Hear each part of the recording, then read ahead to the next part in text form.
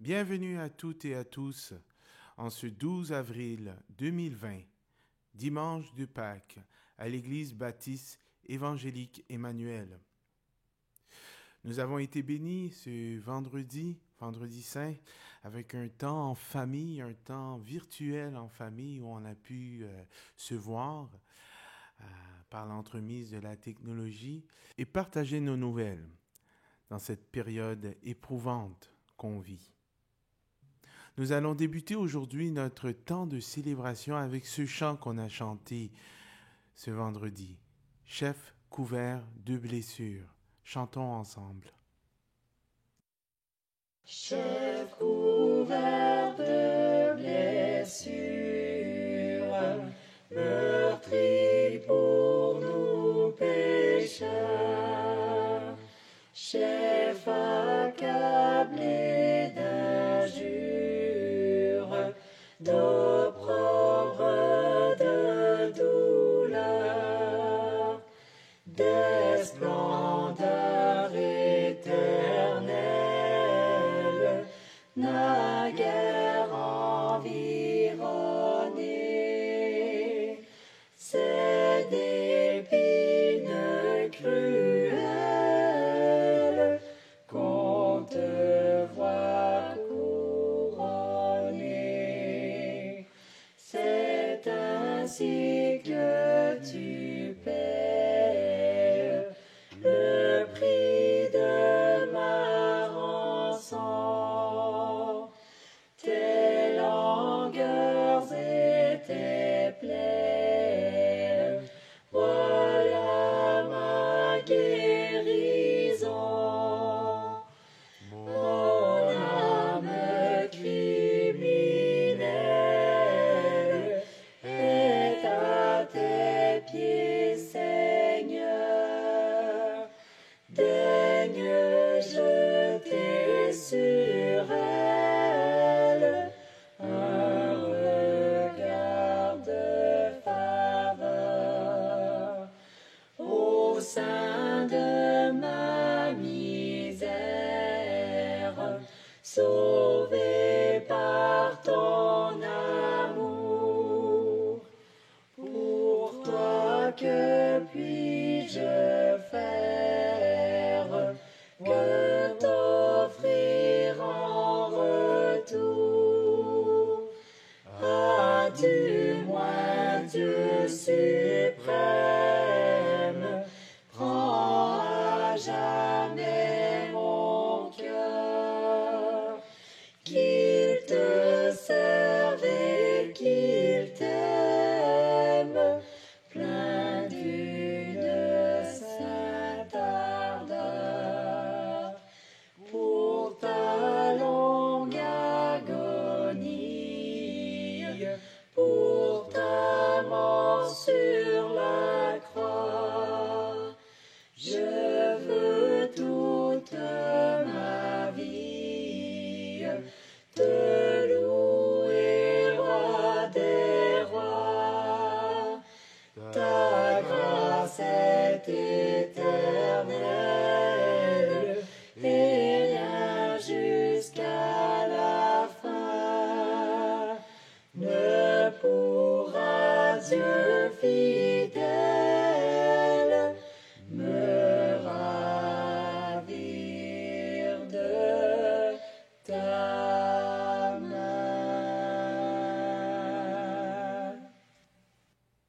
Amen.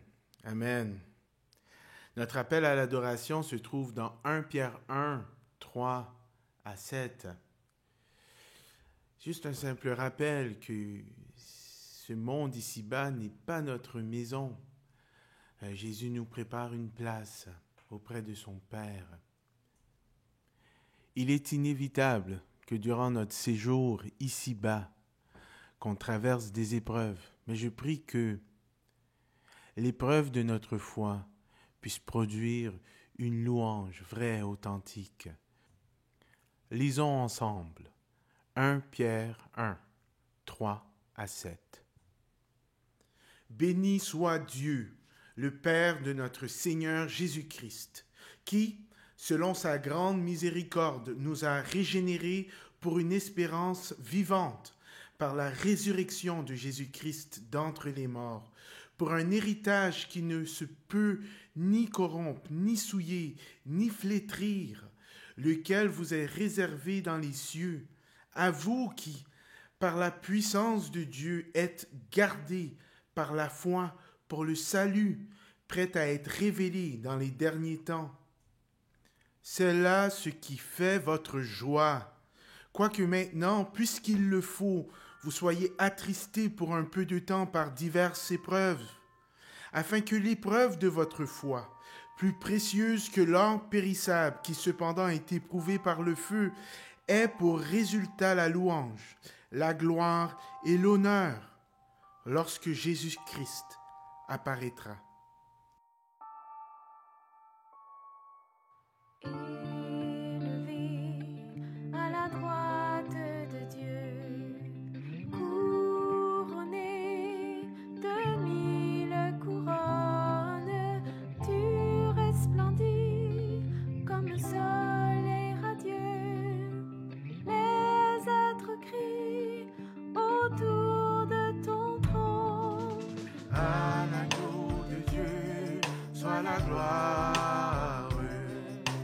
À l'agneau de Dieu, la victoire. À l'agneau de Dieu, soit le règne pour tous les siècles. Amen. L'Esprit Saint et l'épouse fidèle disent viens, c'est leur cœur qui appelle. L'époux bien-aimé, tous les élus ne cessent de chanter. À l'agneau de Dieu soit la gloire. À l'agneau de Dieu la victoire. À l'agneau de Dieu soit le règne pour tous les siècles.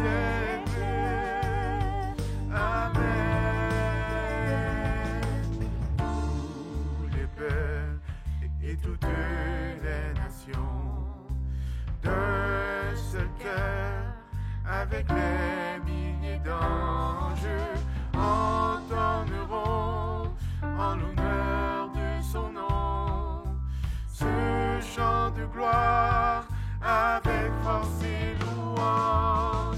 À l'agneau de Dieu soit la gloire. À l'agneau de Dieu la victoire. À l'agneau de Dieu soit le règne pour tous les siècles. Amen. À l'agneau de Dieu soit la gloire. À l'agneau de Dieu la victoire. À l'agneau de Dieu soit le règne pour tous les siècles. Amen.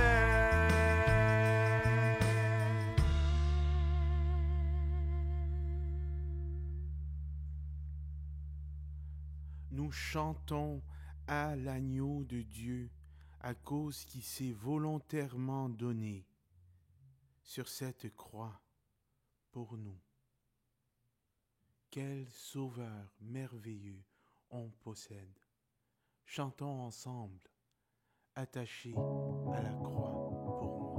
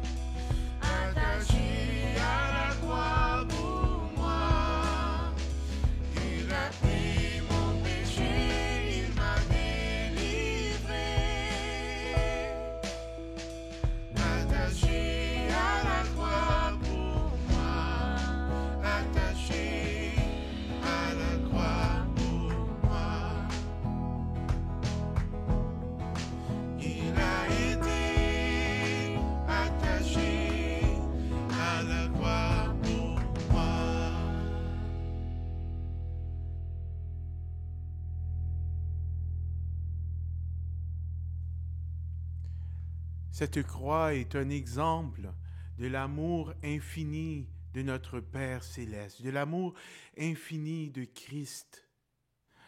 Comment ne pas être humble face à l'œuvre de la croix, face à l'abondance de la grâce de notre Sauveur? En ce jour de Pâques, souvenons-nous de cette grâce inépuisable qui nous offre. Chantons ensemble, inépuisable grâce.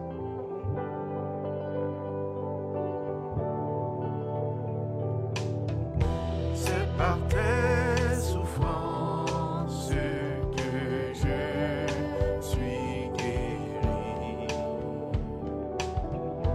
Ta miséricorde me donne la vie. C'est dans ta mort que se trouve mon salut. Inépuisable est ta grâce, mon Jésus.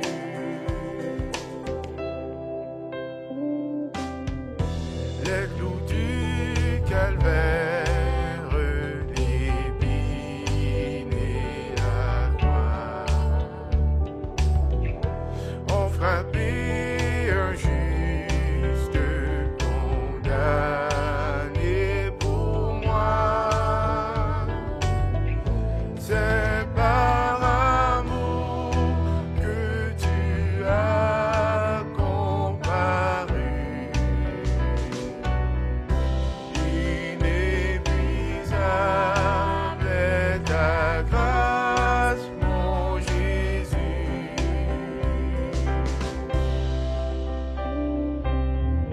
C'est dans ma faiblesse que je viens à toi,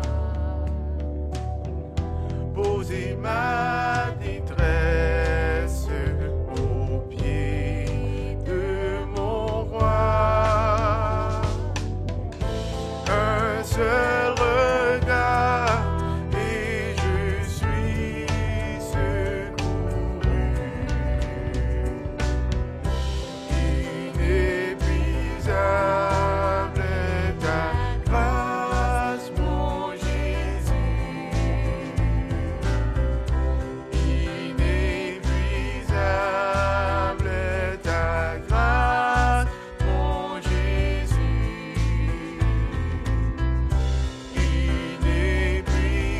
Inépuisable est ta grâce, mon Jésus.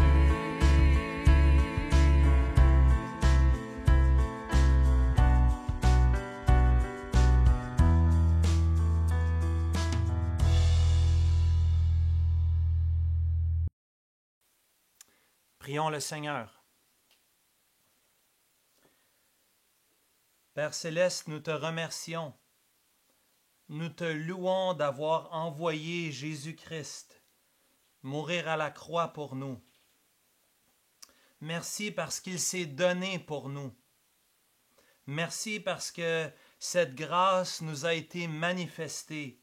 L'agneau de Dieu a été sacrifié pour nos péchés. Merci de nous avoir lavés. Merci de nous avoir purifiés, Seigneur Jésus, par ton sang précieux, par ta vie offerte en sacrifice. Oui, tu as été couvert de blessures pour démontrer la grâce inépuisable de Dieu. Merci d'avoir été attaché à la croix pour moi et merci d'avoir effacé mes transgressions. Seigneur Jésus, je te loue, je te célèbre aujourd'hui pour ta mort, mais aussi pour ta résurrection. Oui, le tombeau est vide. Tu es ressuscité. Tu es réellement ressuscité. Merci Seigneur et bénis ce temps ensemble. Nous t'en prions dans le nom de Jésus. Amen. Frères et sœurs, c'est une joie d'être ensemble aujourd'hui, de pouvoir célébrer le Seigneur. Je profite de l'occasion pour vous souhaiter joyeuse Pâques à chacun d'entre vous. On aurait voulu que ce soit une journée spéciale, tous réunis pour fêter, célébrer, mais nous sommes dans nos maisons réunis de façon différente, une fois de plus cette semaine. Je profite de l'occasion pour vous partager des nouvelles de l'Église Emmanuel, de vous donner des nouvelles, de garder en prière notre sœur bien-aimée Jocelyne Jasmin, qui a perdu son frère en début de semaine dernière. Prions pour Jocelyne et toute sa famille, afin que le Seigneur puisse les consoler, mais aussi que le Seigneur puisse toucher des cœurs par son évangile. Nous prions aussi pour notre sœur Ismide Saint-Île, la femme de Pasteur Paul, qui a été admise à l'hôpital au Cap-Haïtien. Elle passe par des moments difficiles. Elle a eu une opération, fait une opération à l'abdomen. Elle est rentrée chez elle. Il y a eu des complications. Elle a dû retourner. Prions pour cette situation précaire, que la main du Seigneur soit sur notre sœur bien-aimée, ainsi que Pasteur Paul et tous les frères et les sœurs de l'Église baptiste Salem de Dondon, en Haïti. Nous louons le Seigneur pour les 70 foyers qui se sont réunis via Zoom vendredi soir, pour le vendredi saint, pour louer le Seigneur, soit par téléphone ou soit par Internet. Nous avons pu célébrer, partager des nouvelles, de la bonne nouvelle de Jésus, du sacrifice de Jésus sur la croix. Et je remercie mon frère Daniel Thornton, ainsi que tous ceux et celles qui ont partagé. On a eu un moment d'une quarantaine de minutes ensemble autour de la parole et des prières. Mais ensuite, on a pu échanger pendant plus d'une heure pour prendre des nouvelles. Et on était quand même nombreux. C'était vraiment encourageant. Et je suis béni de voir vos visages. Et on est tous encouragés de s'entendre les uns les autres. Merci Seigneur, l'Église est plus vivante que jamais. Je veux aussi vous souligner, vous avez reçu un courriel hier, donc samedi, au sujet des groupes de quartier, des cellules de croissance qui sont en branle, qui continuent via les moyens électroniques, via Zoom ou Messenger. Donc, il est possible pour toi de te connecter dans un groupe de croissance. Si tu veux le faire à distance, il y a un courriel qui a été envoyé à l'Église Emmanuel. Si tu n'es pas de l'Église Emmanuel, envoie un courriel à information@ebee.ca et on pourra essayer de vous connecter, de vous donner des nouvelles et trouver une façon de vous mettre avec nous parce qu'on veut profiter de ces moments pour prier ensemble. Je termine en vous rappelant que nous avons 2 livres électroniques qui nous sont offerts gratuitement par Publication chrétienne. Donc, allez sur le site google.ca, vous avez juste à taper Publication chrétienne et vous allez remarquer qu'il y a 2 livres, un de pasteur John Piper et l'autre du défunt R.C. Sproul sur la sainteté de Dieu, des livres gratuits, une occasion d'être instruit et de grandir dans la parole de Dieu. Je vous invite maintenant, s'il vous plaît, de tourner dans vos Bibles dans la lettre de Paul aux Philippiens. Et je remercie notre frère Édouard et notre sœur Naomi pour leur participation une fois de plus dans la louange et la célébration aujourd'hui. Nous poursuivons cette lettre que Paul a écrite aux Philippiens de son confinement et on a intitulé notre série « La joie dans le confinement ». La joie dans le confinement. C'est un principe à l'envers que nous voyons dans la parole de Dieu, de trouver de la joie dans des circonstances difficiles. Paul est un modèle pour cela et aujourd'hui, dimanche le 12 avril 2020, le dimanche de Pâques, nous allons voir le plus grand principe à l'envers qui se trouve dans toute la Bible. Le plus grand renversement de l'histoire de l'humanité. Tournez avec moi dans Philippiens chapitre 2, les versets 5 à 11. On était rendu au chapitre 1, verset 27, mais on va faire ça la semaine prochaine. Il fallait aujourd'hui, pour le dimanche de Pâques, tourner dans ce merveilleux passage où nous allons voir la plus grande humiliation, mais aussi la plus grande exaltation du Seigneur Jésus-Christ. Ce chapitre, ces versets que nous allons lire aujourd'hui, Philippiens 2, versets 5 à 11, sont un cantique de l'Église primitive, de l'Église du premier siècle. Il semble que Philippiens 2, versets 5 à 11, c'était un cantique que l'Église chantait, un refrain que l'Église avait développé pour louer le Seigneur. Et je ne pouvais pas m'empêcher de penser que possiblement même Paul et Silas, lorsqu'ils étaient dans leur dans l'emprisonnement du deuxième voyage missionnaire, lorsqu'ils étaient dans Acte 16 au verset 23 à 25, après qu'ils aient été battus de coups, après qu'on les ait frappés de verges, qu'on ait arraché leurs vêtements, après les avoir jetés en prison, après les avoir attachés aux pieds, dans Acte 16 au verset 25, la parole de Dieu nous dit que vers le milieu de la nuit, Paul et Silas louaient le Seigneur, chantaient des cantiques et élevaient des prières envers Dieu. Et je me suis posé la question cette semaine, se peut-il que Paul et Silas chantaient ce même cantique du fond de la prison de Philippe? Je ne sais pas, mais c'est une hypothèse que je lance et qu'on n'aura pas la réponse, mais c'est vraiment un cantique du premier siècle, un cantique de l'Église, et j'aimerais le lire avec vous si vous permettez. Philippiens 2, versets 5 à 11. Voici ce que dit la bonne parole de Dieu. Philippiens 2, 5 à 11. Ayez en vous les sentiments qui étaient en Jésus-Christ, lequel, existant en forme de Dieu, n'a pas regardé comme une proie à arracher d'être égal avec Dieu, mais s'est dépouillé lui-même en prenant une forme de serviteur, en devenant semblable aux hommes.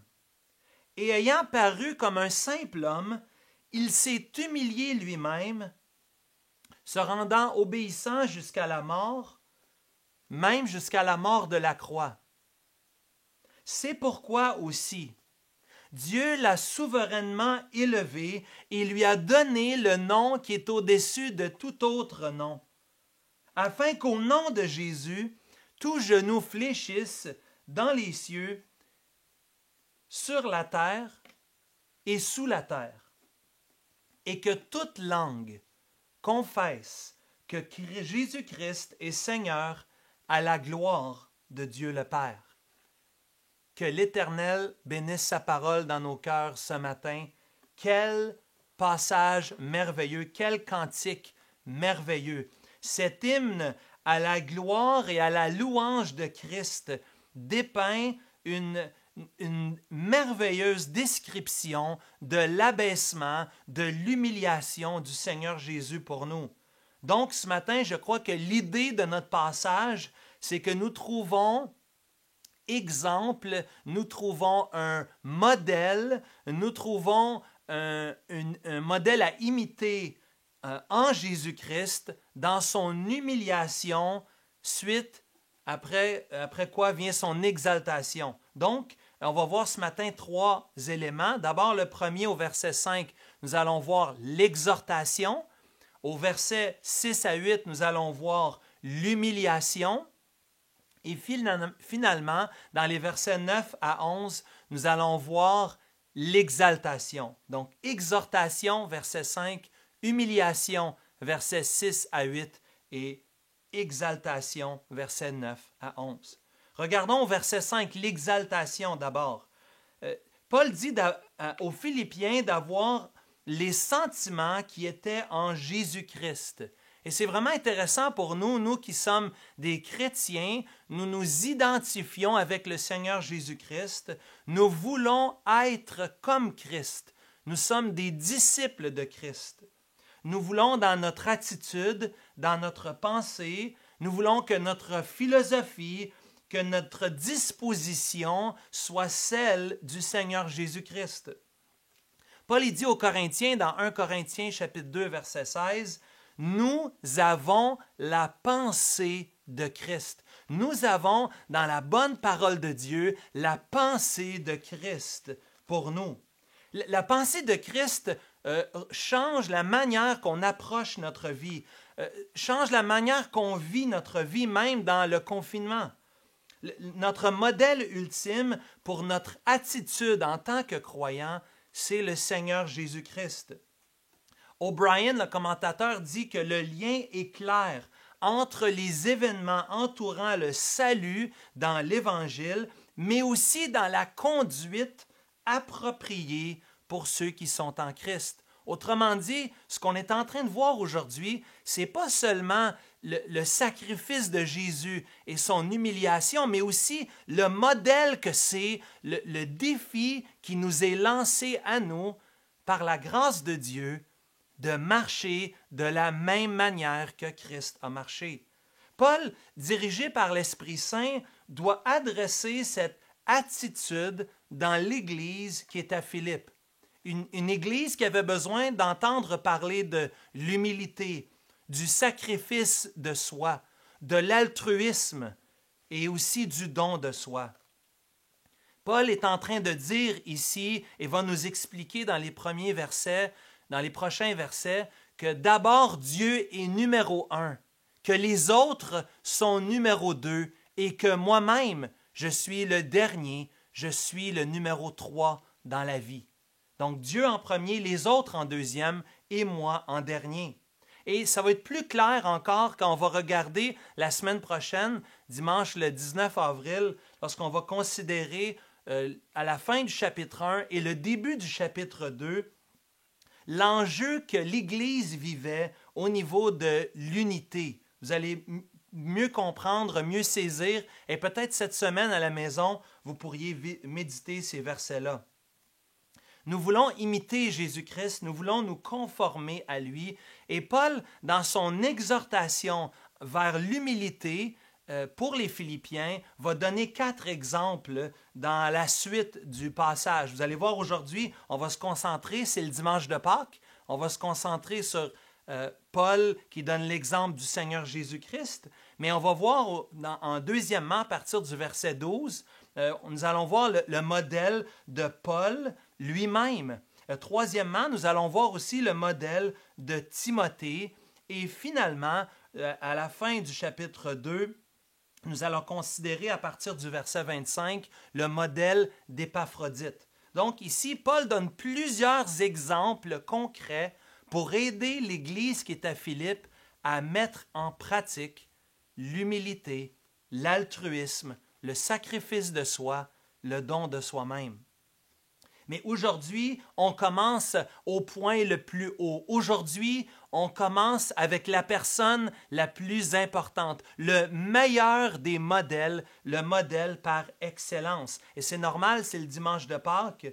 Aujourd'hui, nous allons voir cette exhortation d'avoir les sentiments ou, si vous voulez, la pensée, je pense que ce serait une autre façon d'exprimer les sentiments ou la pensée de Christ qui était en Jésus-Christ. Et quelle était cette pensée? Regardez avec moi deuxièmement, après l'exhortation, regardez deuxièmement cette humiliation dans les versets 6 à 8.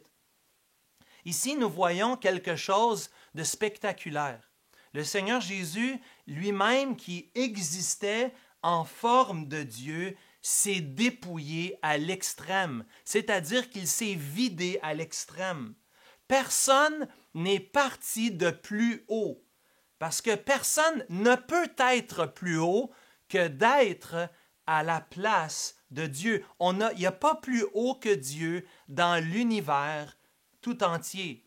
Et ici, nous voyons cette humiliation volontaire de la part du Seigneur. Et c'est une longue phrase, vous remarquez dans votre Bible, dans les versets 6 à 8, c'est une longue phrase avec beaucoup d'éléments riches en contenu et édifiants pour nos âmes. Ici, nous voyons au verset 6 un concept extrêmement important sur lequel on ne peut pas passer à côté. Ici, nous voyons que le Seigneur Jésus est Dieu, qu'il a toujours été Dieu et qu'il sera toujours Dieu. Remarquez en particulier à la fin du verset 6 l'expression qu'il est égal avec Dieu. C'est noir sur blanc dans votre Bible, dans Philippiens 2 au verset 6, qu'il était et qu'il est et qu'il sera toujours égal avec Dieu. Jésus est Dieu. Jésus est pleinement Dieu. Il est unique en ce sens que Dieu est unique. Il y a un seul Dieu. Il est éternel, il est saint, il est parfait, il est souverain, il est juste, il est vrai, il dit la vérité. Il est le seul sage, il est omnipotent, il est omniprésent, il est omniscient, il ne change pas, il est amour, il est glorieux et je continue. Ici, Paul est en train de dire que Jésus est égal avec Dieu, c'est-à-dire qu'il possède les attributs de Dieu pleinement et parfaitement. Ici, on ne parle pas seulement d'une apparence extérieure, mais d'attributs intérieurs, du caractère et même de la gloire de Dieu. Dans Jean 17, au verset 5, Jésus va expliquer davantage, et c'est un passage merveilleux peut-être que vous pourriez considérer en méditant la gloire de Dieu, qui est aussi celle du Seigneur Jésus-Christ. Jésus n'a pas regardé à son égalité avec Dieu comme une proie à arracher. C'est-à-dire, si on pouvait le dire autrement, il n'a pas regardé son égalité avec Dieu comme quelque chose qu'il devait se servir pour son propre avantage. Plutôt que de recevoir, puisqu'il avait la position la plus élevée dans tout l'univers, plutôt que de chercher à recevoir, le Seigneur Jésus a cherché plutôt à donner. Il s'est donné. Jésus qui avait tous les privilèges, Jésus qui avait la position la plus enviable dans l'univers tout entier, il choisit de ne pas exercer ses droits, ses privilèges, mais nous voyons au verset 7, remarquez avec moi, qu'il s'est dépouillé lui-même, qu'il a pris la forme d'un serviteur. Ici, on voit, regardez le contraste, remarquez entre le verset 6 et les versets 7 à 8, il y a le mais ici, la fameuse conjonction qui va faire le lien entre le verset 6 et les versets 7 à 8. Paul veut dire, regarde, le cantique du premier siècle nous parle de la grandeur, la suprématie du Seigneur Jésus, qu'il est égal avec Dieu, mais qu'il s'est humilié. Il y a un contraste majeur entre le verset 6 et les versets 7 à 8. Nous voyons ici celui qui s'est dépouillé, c'est-à-dire qu'il s'est vidé de lui-même par un geste volontaire. Il se dépouille, il se vide, il se donne. Cela ne veut pas dire que Jésus n'était plus Dieu, mais cela veut dire qu'il a renoncé, il a choisi de ne pas exercer ses droits et privilèges. Remarquez aussi une deuxième chose importante de voir entre les versets 6 et 7. D'abord, au verset 6, nous voyons cette idée de la forme de Dieu. Donc, lequel, verset 6, existant en forme de Dieu, remarquez au verset 7, en prenant une forme de serviteur. Le cantique fait exprès pour mettre côte à côte deux mots qui sont les mêmes, forme, morphée dans l'original, qui veulent dire la forme de Dieu et la forme d'un serviteur. Cela nous indique la manière dont le Seigneur Jésus s'est dépouillé.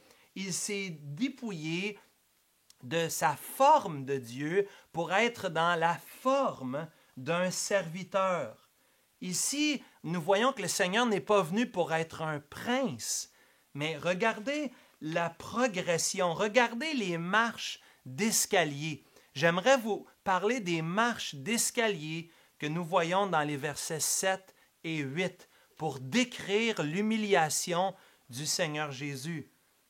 La première marche, nous la voyons au verset 7, il passe de Seigneur à serviteur. Vous voyez au verset 7, il est devenu un serviteur. Et on se rappelle il y a quelques semaines, lorsqu'on avait lu Philippiens 1, verset 1, que Paul s'identifie avec Timothée comme des serviteurs de Jésus-Christ. Et c'est le même mot qui est utilisé ici, le mot esclave. Paul et Timothée disent « Nous sommes les esclaves de Christ ». Jésus ici s'identifie, le cantique nous dit qu'il est un esclave, qu'il devient un serviteur, de la même manière que Paul est devenu un serviteur et Timothée sont devenus des serviteurs de Christ lui-même. À l'image de Christ, lui qui était Seigneur sur toutes choses, nous voyons le Dieu de l'univers qui prend la forme humaine, qui devient un esclave. Ici, c'est la plus grosse marche à descendre selon Thomas Watson. La première marche, c'est la plus grande marche, parce que de Dieu, il devient un serviteur, il devient un esclave. Un esclave, c'est quelqu'un à l'époque qui n'avait pas ses droits, qui dans son cas, le Seigneur Jésus, il avait les droits, mais il renonce volontairement à ses droits dans le but de se donner soi-même. Nous avons vu le Seigneur Jésus qui a vécu de façon très modeste, n'est-ce pas? Il a vécu comme un serviteur. Il a passé 9 mois dans le ventre de Marie. Il a passé, sa naissance est faite dans une humble étable, dans une crèche. Il est né dans un village ordinaire, dans l'obscurité. Est-ce qu'il y a quelque chose de bon qui peut sortir de Nazareth? Il était avec des pêcheurs de poissons, des collecteurs d'impôts, des prostituées, des gens de mauvaise vie. On l'a caractérisé comme une personne qui se tenait avec des gens de mauvais témoignages. Il était avec des gens ordinaires. Et la parole de Dieu nous dit que le Seigneur Jésus n'avait pas de lieu où reposer sa tête, qu'il a dû même, pour payer ses taxes, il n'y avait même pas d'argent dans ses poches, il a dû faire appel à un poisson pour payer, pour rendre l'impôt qui était dû à César. Il a même choisi, dans Jean chapitre 13, de laver les pieds de ses disciples. Imaginez, le Dieu de l'univers, le Dieu créateur de toutes choses, qui devient un serviteur à un tel point, un point où il est descendu, où il est entré dans notre monde, et il devait le faire dans le but de nous sauver de nos péchés. Quelle humiliation! Mais les marches continuent. Regardez la deuxième marche dans Philippiens 2 au verset 7. Nous voyons qu'il a pris la forme de serviteur, oui, mais il est devenu semblable aux hommes. Cela rappelle son incarnation. Cela rappelle son humiliation en devenant lui-même un homme. Il a vécu comme nous, il a eu les mêmes émotions que nous. Il a pleuré, il s'est réjoui, il a vécu le deuil, il a vécu les épreuves, les difficultés, les persécutions. Il comprend parce qu'il a vécu comme un homme et encore plus, remarquez la marche supplémentaire, encore une troisième marche, la troisième marche pour descendre dans son humiliation à la fin du verset 7, nous voyons qu'il a paru comme un simple homme. C'est-à-dire qu'il s'est tellement identifié avec la race humaine qu'il est devenu exactement comme tous les autres êtres humains. Il est devenu comme une personne ordinaire. Jésus n'avait pas une apparence physique qui faisait qu'il se démarquait. En fait, on parle plutôt de sa simplicité, du fait qu'il était un homme ordinaire dans son apparence, dans sa disposition. Hébreux 4, verset 15, nous rappelle qu'il a été tenté en toutes choses comme nous, sans commettre de péché. Et donc, il a vécu pleinement en se dépouillant, il a vécu comme nous, il s'est pleinement identifié à chacun d'entre nous. Et donc, Christ est réellement, pleinement, complètement identifié avec l'humanité entière. Mais remarquez les marches qui continuent de descendre au verset 8. Remarquez au verset 8. Et regardez encore un parallèle avec le verset précédent. Vous voyez la progression entre le verset 7 et le verset 8. Le verset 7 nous dit qu'il s'est dépouillé lui-même, mais au verset 8, le texte nous dit, ce cantique nous rappelle qu'il s'est humilié lui-même. Ici, ça parle de son humanité, n'est-ce pas? D'un geste délibéré de son propre gré. C'est de lui-même. C'est volontaire de sa part. La descente, son humiliation, la progression continue vers le bas. Il s'humilie à l'étape ultime. Remarquez au verset 8, une autre marche. Non seulement qu'il est devenu comme nous, mais il est mort. Il est mort, étant obéissant. Obéissant à Dieu le Père. Celui qui l'avait envoyé, il a été obéissant parfaitement en toutes choses. Et il nous a servi, oui, ça a été pour notre bénéfice en étant obéissant, en honorant la volonté de son Père. Mais remarquez la dernière marche ici, au verset 8. La dernière marche pour descendre jusqu'au plus bas. Le Seigneur Jésus est mort, oui, mais au verset 8, la parole de Dieu nous dit qu'il est mort même jusqu'à la mort de la croix. Jésus n'est pas mort de façon digne, de façon honorable. Jésus est mort de façon dégradante, de façon sadique, de façon cruelle. Jésus a été torturé. C'était une forme de torture. C'était une mort honteuse, brutale, que celle de la mort par crucifixion. Ici, Cicéron dit au sujet de la crucifixion, écoutez bien, la mort la plus cruelle, la plus dégueulasse, la pire torture infligée aux esclaves, c'était la crucifixion au 1er siècle. Il dit, et il continue, d'attacher un citoyen romain plutôt, c'est un crime. De fouetter, c'est une abomination. De crucifier quelqu'un. Cicéron, il dit, il n'y a aucun mot qui peut décrire ce geste horrible. Fin de la citation. Voyez-vous la mort dégradante du Seigneur Jésus-Christ. La marche ultime.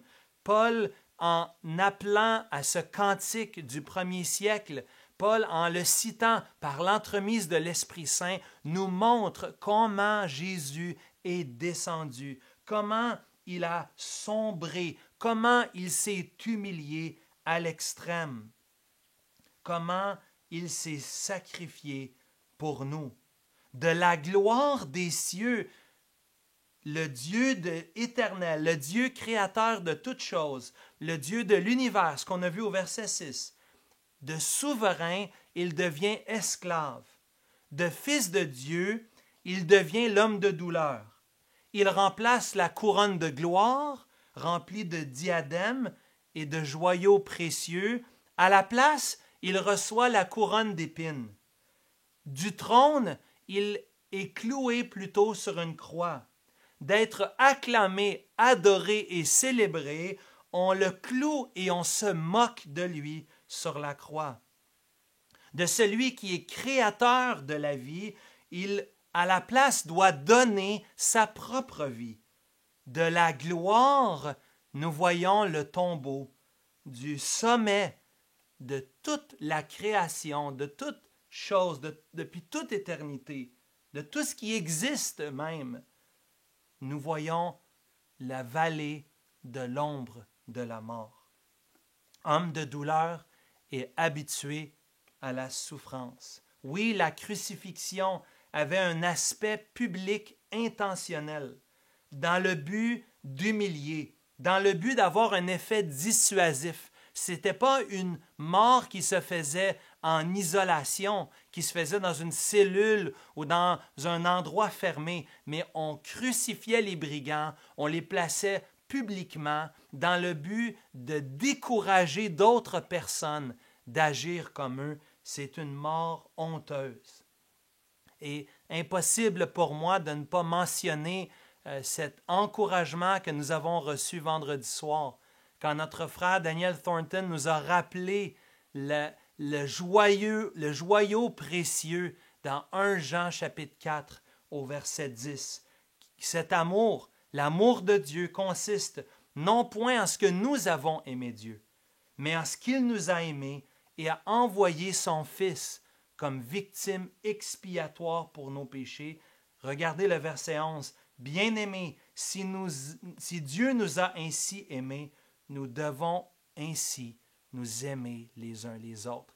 Et le chant ici que nous voyons dans Philippiens 2, versets 5 à 11, est un rappel de l'amour de Dieu manifesté par l'humiliation du Seigneur Jésus, lui qui a descendu les marches une à une, qui a quitté le trône de gloire pour être ultimement crucifié sur la croix du Calvaire pour nous. Avez-vous, est-ce que nous avons les sentiments qui étaient en Jésus-Christ? Avons-nous la perspective, la pensée du Seigneur Jésus-Christ, lui qui s'est humilié, lui qui est descendu, lui qui est mort? Mais le texte ne nous laisse pas là. Et c'est tout un encouragement pour nous aujourd'hui dans les versets 9 à 11. Remarquez, on a commencé par l'exhortation au verset 5, mais au verset 6 à 8, on a vu l'humiliation, mais dans les versets 9 à 11. Troisièmement, ce matin, dans les versets 9 à 11, on voit l'exaltation, la glorification. Et c'est tout un encouragement pour nous. D'abord pour le Seigneur Jésus-Christ, mais aussi pour chacun d'entre nous. Parce que, par extension, l'exhortation de Paul d'avoir les sentiments qui étaient en Jésus, d'avoir l'attitude, d'avoir la pensée du Seigneur Jésus dans nos vies, de s'humilier, mais aussi de réaliser que par extension, ça s'applique aussi à nous, ce que nous allons voir dans les versets 9 à 11. Parce que oui, Dieu résiste aux orgueilleux, mais la parole de Dieu nous dit qu'il fait grâce aux humbles. Et il veut bénir, il veut élever au temps convenable ses disciples, ses enfants, comme il le fait ici à l'extrême même pour le Seigneur Jésus-Christ. Et vous remarquez d'abord au verset 9 le « c'est pourquoi ». Ce cantique, cette citation de Paul, le verset 9 à 11, est fondé sur l'humiliation. La glorification trouve d'abord son sens dans l'humiliation. C'est une intervention de Dieu pour exalter son Fils qui avait été tellement humilié. On voit la gloire de Jésus qu'il reçoit du Père. On voit l'honneur qui lui revient à cause de qui il est, parce qu'il est Dieu. Il est digne de recevoir l'honneur, mais aussi à cause de ce qu'il a fait, à cause du fait qu'il s'est humilié et qu'il a été obéissant. Vous remarquez encore ici une longue phrase au verset 9 à 11. C'est une phrase, c'est une même idée, c'est un cantique. Regardez cette longue phrase qui commence avec cette idée au verset 9 que Dieu l'a souverainement élevé. Littéralement, l'original dit qu'il l'a super élevé. Il a été super élevé. Élevé au plus haut point. Paul emploie un superlatif ici, une expression pour en mettre le paquet. Jésus qui avait été extrêmement humilié a été extrêmement super élevé. Il a été élevé à un point tel qu'on lui a donné un nom qui est au-dessus de tout autre nom. Le nom qui manifeste l'essence d'une personne. Le nom qui dénote l'approbation de Dieu. L'approbation. Dieu approuve de la croix. Oui, c'est vrai, la parole nous dit qu'il a tourné le visage quand le Seigneur Jésus a été crucifié. Mais ultimement, Dieu approuve de la croix. C'est Dieu qui a envoyé Jésus. C'est Dieu qui a sacrifié son propre Fils. Et c'est Dieu qui a ressuscité son Fils. Maintenant, ici, dans Philippiens 2, il n'y a pas de mention de la résurrection. En ce dimanche de Pâques, vous pouvez vous poser la question, mais il n'y a aucune mention de la résurrection. Et c'est un peu comme dans Hébreux 1, verset 3, ou dans Luc 24, au verset 26. Parfois, la résurrection est dite silencieuse. Elle n'est pas mentionnée, mais implicite ici, c'est la résurrection d'entre les morts. Parce regardez, la résurrection est présupposée, c'est-à-dire que nous voyons cet aspect victorieux. Si Jésus était toujours dans le tombeau, si Jésus était toujours sur la croix, il ne serait pas ressuscité, il ne serait pas non plus dans l'ascension et glorifié à la droite du Père. Donc, la résurrection, quoique pas mentionnée, elle est là, dans l'arrière-scène, dans la structure arrière de ce passage. La résurrection du Seigneur Jésus, qui lui, nous voyons ici cette autorité qui est redonnée au Seigneur Jésus en évoquant un Dieu qui est élevé avec un nom qui est au-dessus de tout autre nom, le nom de Yahweh, le nom de Seigneur, le nom élevé par-dessus tout autre nom. Et ce qui est intéressant quand on pense à ce cantique, en particulier dans cet aspect ici de cette pensée du verset 9 à 11, ça nous rappelle ce que Jésus avait dit lui-même lorsqu'il avait marché parmi nous. La semaine prochaine, le verset à mémoriser en tant qu'Église, c'est Luc 9, versets 23 à 24, et c'est très approprié avec ce qu'on dit, parce que c'est Jésus lui-même qui dit « Si quelqu'un veut venir après moi, qu'il renonce à lui-même, qu'il se charge chaque jour de sa croix et qu'il me suive.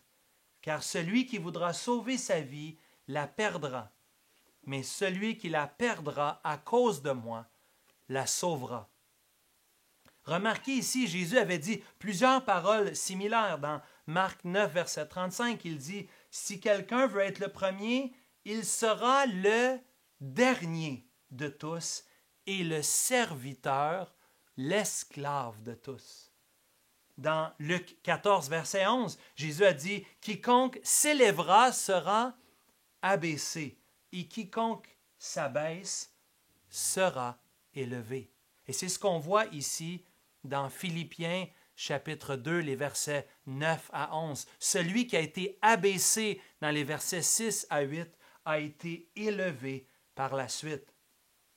Il ne faut pas prendre le fait que Dieu l'a souverainement élevé pour dire que Jésus est maintenant plus haut qu'il l'était auparavant.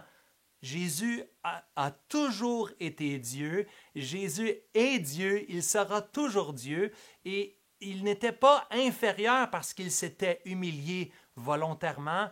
Il a la même place. Il a retrouvé sa place à la droite de Dieu le Père.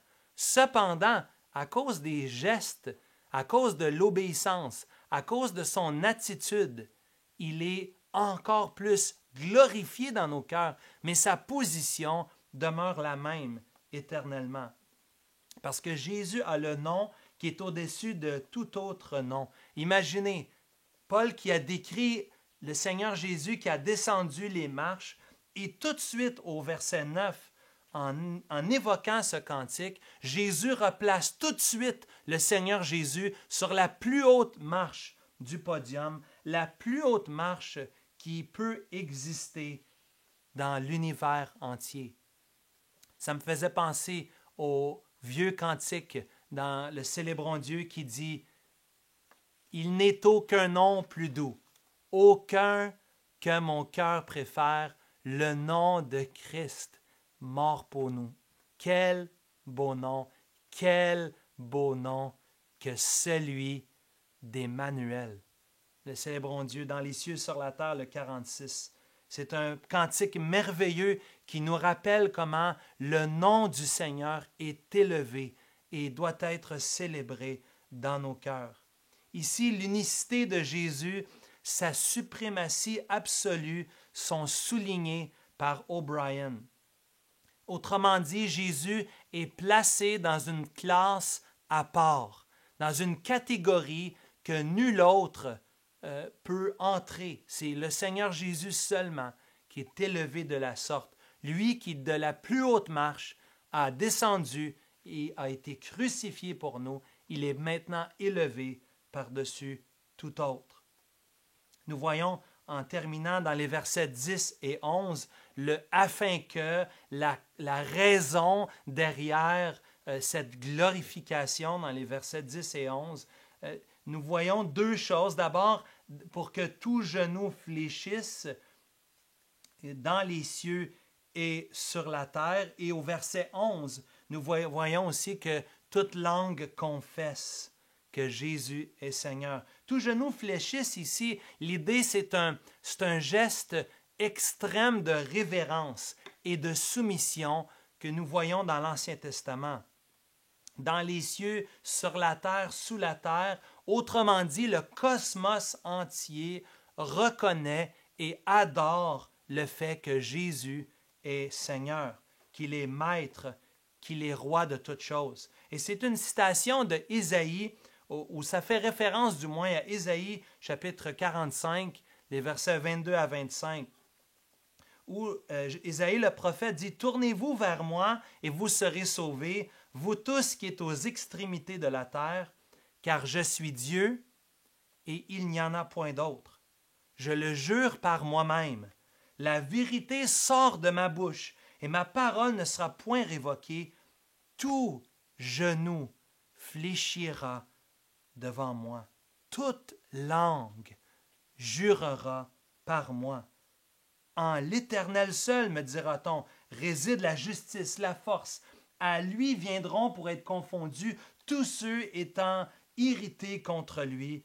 Par l'Éternel seront justifiés et glorifiés tous les descendants d'Israël. Donc, dans le verset 10 ici, nous voyons le « afin que ».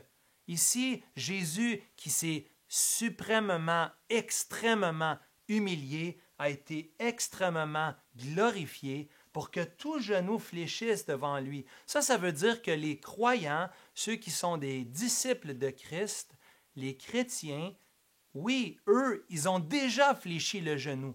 Mais cela veut aussi dire que d'autres, comme les incroyants, ceux qui ne connaissent pas le Seigneur, seront eux aussi humiliés en fléchissant le genou par force devant le Dieu de l'univers. Les bons comme les méchants, les rois de ce monde, les présidents, les premiers ministres, les dictateurs, des gens de toute langue. Remarquez au verset 10, tous les gens de toutes les nations de la terre, de toute langue même au verset 11. Des gens de partout, même ce qui est sous la terre, même ceux qui sont déjà morts sans Christ, même le diable, même les anges déchus plieront devant le Seigneur. Un jour, tout genou fléchira devant lui. Rappelez-vous les paroles du psalmiste dans le psaume 150, verset 6, « Que tout ce qui respire loue le Seigneur. » Et ultimement, même ceux qui seront rebelles dans leur cœur, ceux qui élèveront le poing vers Dieu, un jour, eux aussi, s'humilieront devant le Dieu éternel, le Dieu de l'univers. Ce sera un jour de joie pour certains, une joie pour les Philippiens, une joie pour nous, Emmanuel, nous qui connaissons le Seigneur Jésus, mais qui sera malheureusement un grand sujet de tristesse pour ceux qui ne connaissent pas Dieu. Et notre cœur va aujourd'hui vers ceux qui sont parmi nous, qui n'ont pas encore fléchi le genou. Pour ceux qui sont parmi nous, qui n'ont pas confessé le nom du Seigneur Jésus. Je t'invite maintenant, tu es à la maison, je t'invite maintenant, là où tu es, de fléchir le genou, de confesser que Jésus est Seigneur, qui s'est humilié à la croix pour mourir pour tes péchés, mais qu'il est ressuscité, qu'il a été élevé, il est monté au ciel, il a été glorifié pour donner tout l'honneur, la magnificence à Dieu, dans le but de nous sauver. Oui, donne ta vie au Seigneur Jésus aujourd'hui, parce que toute langue va confesser. Ici, l'idée de confesser, c'est de faire une déclaration publique. Toute langue va louer, toute langue va adorer, toute langue va reconnaître. Et ici, c'est très intéressant que c'est écrit aux Philippiens.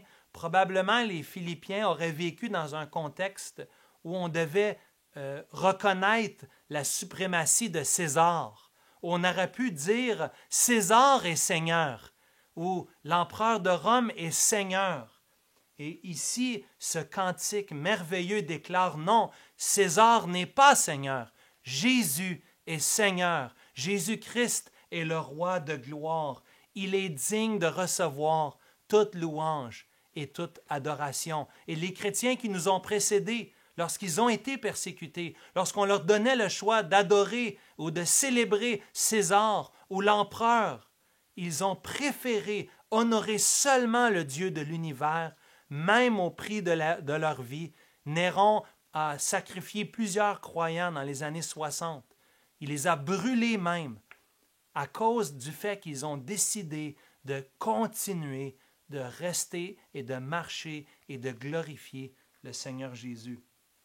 C'est un passage absolument extraordinaire qui nous déclare non seulement la gloire, l'honneur qui revient à Jésus-Christ, mais regardez juste la fin du verset 11, parce que après tout ça, la gloire revient à qui? La gloire revient au Père. La gloire, c'est notre gloire. Hein? Cette croix me sera toujours chère. Elle est gloire et victoire pour moi, pour nous les croyants.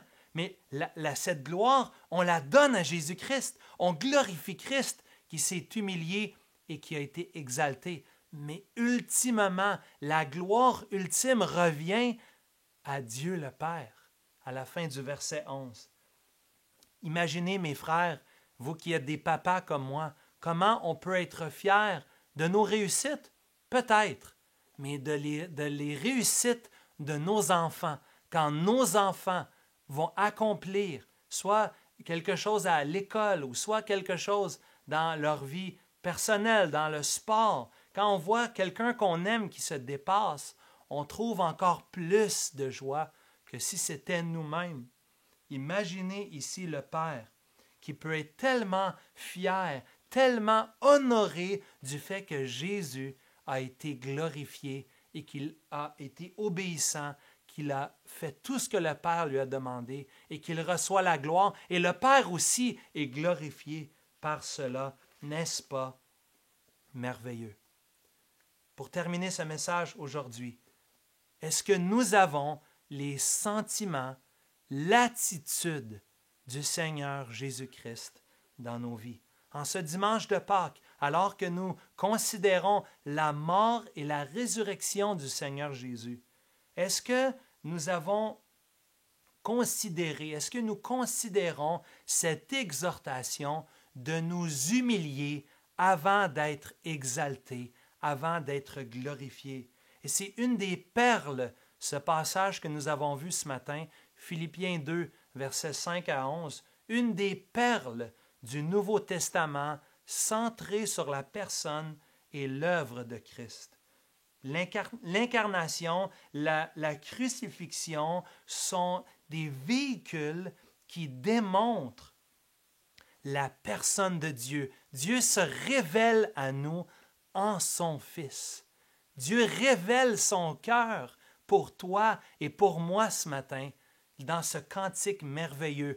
Un Dieu qui est éternel, qui a tous les attributs, qui est assis sur le trône, et pourtant un Dieu qui veut tellement donner qu'il se donne lui-même, qu'il envoie son Fils.